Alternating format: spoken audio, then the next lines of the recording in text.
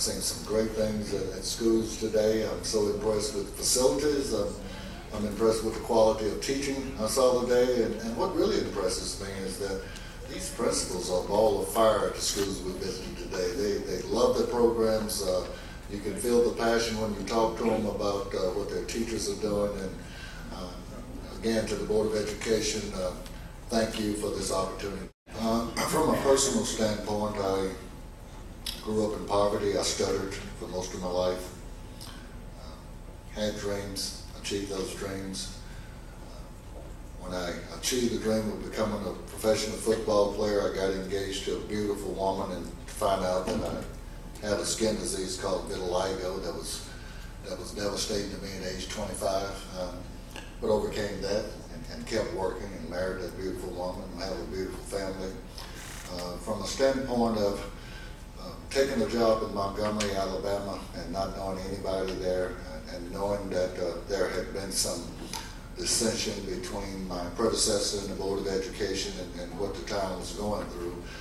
But getting there, again, when we're talking about persevering through barriers and overcoming obstacles, getting there in the first 6 months of the job, having 4 deaths in your immediate family and having to travel back to Louisiana and St. Louis, Missouri, to crown that off on your anniversary on July 14th in your first year of this job, your wife and my wife and I going to Birmingham an hour away because I had to be back at work on Monday, and we talked to our mother-in-law who had gotten up in age but didn't understand that driving to Birmingham that 1 hour was a lot different than driving 6 hours, 7 hours to Shreveport, and said, why are you guys not coming home?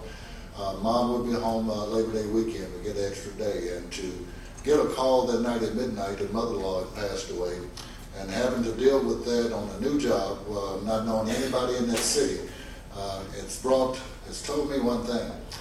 My wife and I are strong, and we're strong because there's a higher power that guides us. Let me finish, because September that same year, I thought there was just so much grief in my life that my wife needed grief counseling, because I'm working every day in the school system. She's a retired teacher. And she gets to the point that she can't walk from here to that door over there. And I'm wondering what's wrong. And we go through a series of tests, and we find out, thank goodness, that she had a condition that's not life-threatening, but doesn't limit her mobility. Those are things that we have overcome personally, and I've overcome in my life, that lets me know that I can deal with almost anything. Let me tell you how I just deal with things. Problems don't go away. Okay? You can feel sorry for yourself personally. If it's professional and you've got a disagreement with whoever, things don't go away until you put them on the table and talk about it. And I've said this today, and this is what I live by. You cannot change what happened 2 seconds ago. If you say something 2 seconds ago, it's too late to take it back. Okay? And if there are strained relationships that has to do with helping families and helping children here, and the leadership of this city, you cannot sit at a table to work it out.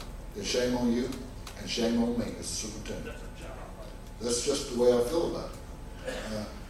You have to work through problems. And what example do we set? We talk about teacher morale. When they're working hard and doing everything they can, and they tune into a board meeting, and I'm arguing with the Board of Education, or the Board of Education doing, that's demoralizing for our teachers. They want to know that the leadership is focusing on helping them to educate these children. And that's our focus. So the differences that we have with anybody, it's a 12-member board.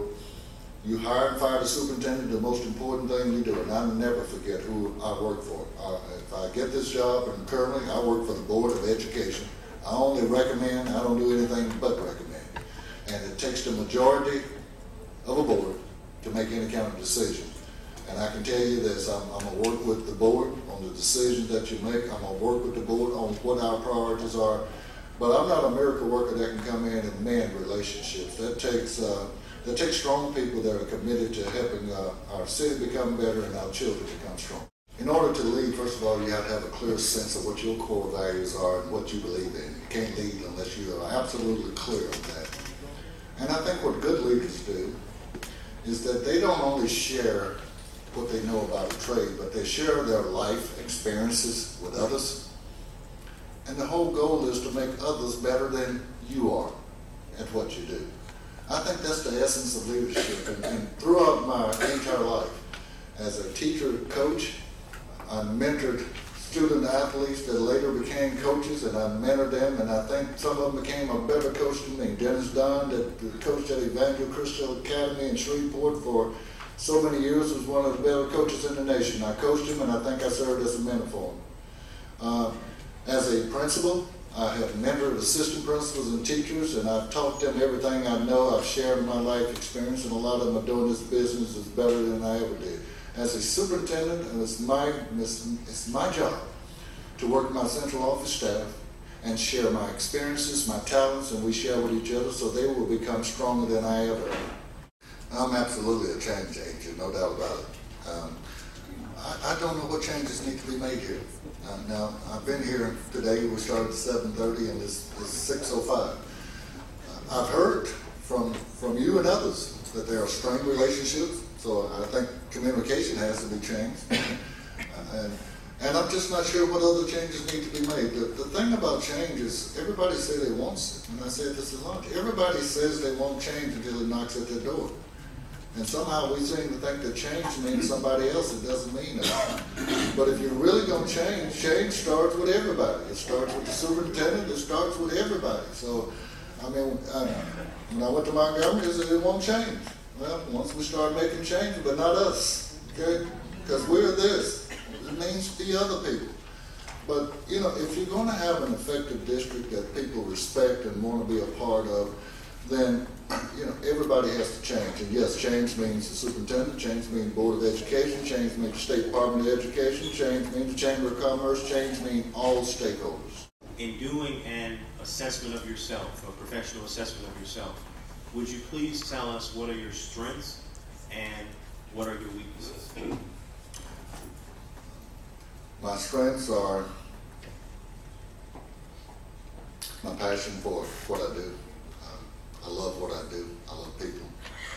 Another strength is I'm a good listener. A weakness is sometimes I'm too impatient. I have a sense of urgency that others don't have. And I know that too much change, as people say, can break a culture, that you have to pace it, and not enough change and you become stagnant. So I think that's my weakness, just trying to figure out how much change can people take and how quick can you do it without breaking the culture of the organization. I think not using the growth model is partly the reason that there is such a poor perception about public education. Nowhere else in the nation can you hit 90% of your goals and be a failure. You know, 91% is usually an A. You know, if you're on a 10-point grading system, 82 is a B.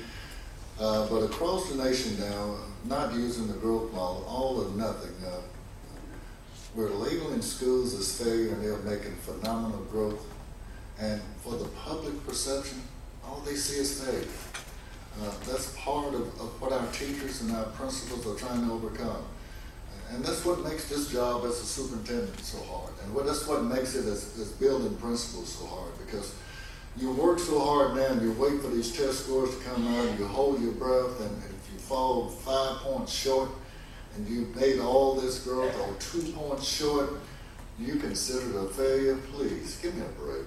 We need to definitely be on the growth model. All middle schools made it for the first time. That meant they met 100% of all their goals. And all our elementary schools did make AYP. We had 2 last year that did not make AYP out of 32. We closed one of them this year, though. I try not to use the word I, because some of this, it's just like the magnet school that's ranked in the top 5 in the nation. You think this superintendent had anything to do with that? No. I just stay out there waiting and let them teach, okay? So, you know, when you're building a resume, you take credit for those things that happen under your watch, and you have to take credit for those things that maybe have been developed before your watch. So, you know, when it's a staff, I think I can safely say that with our central office staff, we have more of accountability now, and I think that's leading to some improved results in student achievement.